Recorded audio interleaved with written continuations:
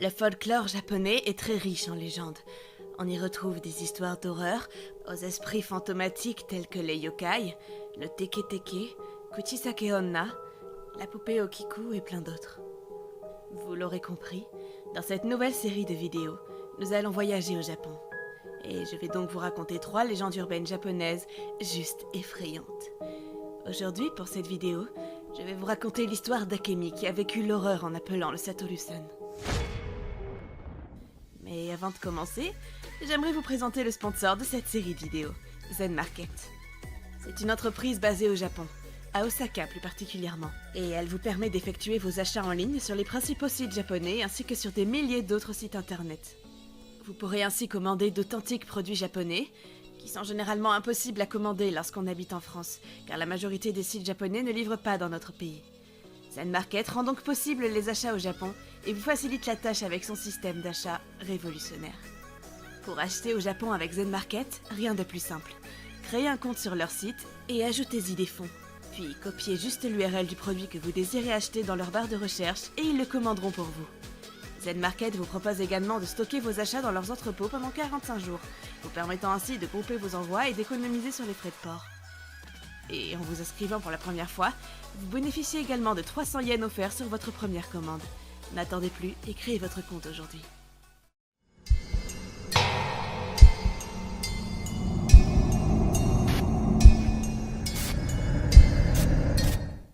Cette histoire se déroule dans la préfecture de Kanagawa, plus précisément dans la ville d'Atsugi où vit une jeune femme du nom d'Akemi. Elle a une vie des plus ordinaires et a un petit ami dont elle est follement amoureuse. Un jour, alors qu'elle quitte son travail pour rentrer chez elle, elle croise son amant en compagnie d'une autre femme. Et tous deux avaient l'air bien trop proches à son goût. Akemi, à la fois surprise et inquiète, pensa tout de suite que son compagnon était en train de la tromper. En larmes, elle rentra chez elle, mais sur le chemin du retour, elle tomba sur une cabine téléphonique. C'est à sa vue qu'elle s'est souvenue d'une légende qu'on lui avait contée autrefois, la légende de Satoru-san. En fait, d'après cette légende, Satoru-kun est un démon capable de prendre forme humaine, sous les traits d'un jeune garçon notamment. Il serait clairvoyant et capable de rappeler le passé, prédire le présent ainsi que le futur.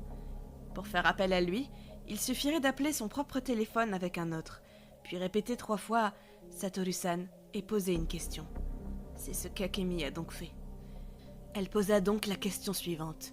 « Qui était la femme qui était avec mon copain ?»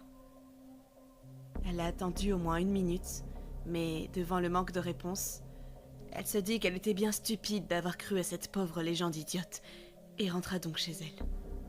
Mais à peine avait-elle posé le pied à l'intérieur que le téléphone sonna. C'était son copain qui venait la prévenir qu'il rentrerait tard car il était avec sa sœur, et qu'il devrait la ramener chez elle. Akemi retrouva vite le sourire, se sentant un peu bête. Avec un rire dans la voix, elle dit à son copain qu'elle les avait vus et qu'elle avait immédiatement pensé qu'il était en train de la tromper. Elle lui avoua même avoir appelé Satoru-san. Mais à peine avait-elle prononcé ce nom que l'appel raccrocha. Et, posant les yeux sur son écran, elle comprit vite ce qui était en train de se produire. C'était Satoru-san qui rappelait. Elle attendit le cœur battant et entendit la voix d'un petit garçon dire « C'est Satoru, je suis à Nagoya ». Puis, il raccrocha.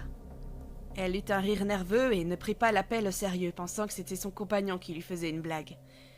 Peu de temps après, Akemi décida de prendre un bon bain. Et il faut dire que la journée avait été plutôt stressante pour elle. Une fois son bain terminé, elle alla dans sa chambre et remarqua que sur son téléphone, elle avait reçu un message vocal. Elle l'écouta rapidement et sentit l'angoisse monter en elle. « C'est Satoru, je suis à la gare. » Là, elle commença vraiment à flipper. Elle n'avait même pas eu le temps de se remettre de ce message que son téléphone fixe sonna. « C'est Satoru, je suis en face de la boutique d'alcool. » Paniquée, elle vérifia par la fenêtre, mais personne devant la boutique. Le téléphone sonna de nouveau. « C'est Satoru, je suis à la porte d'entrée. » Elle vérifia donc sur les caméras de surveillance de sa porte, mais personne. De peur, elle alla doucement vers la porte demander s'il y avait quelqu'un. Aucune réponse. Elle l'ouvrit. Toujours personne. Soulagée, elle rentra chez elle. Mais son téléphone sonna de nouveau. Et ce qu'elle entendit lui fit lâcher un hurlement de terreur. « C'est Satoru. Je suis juste derrière toi.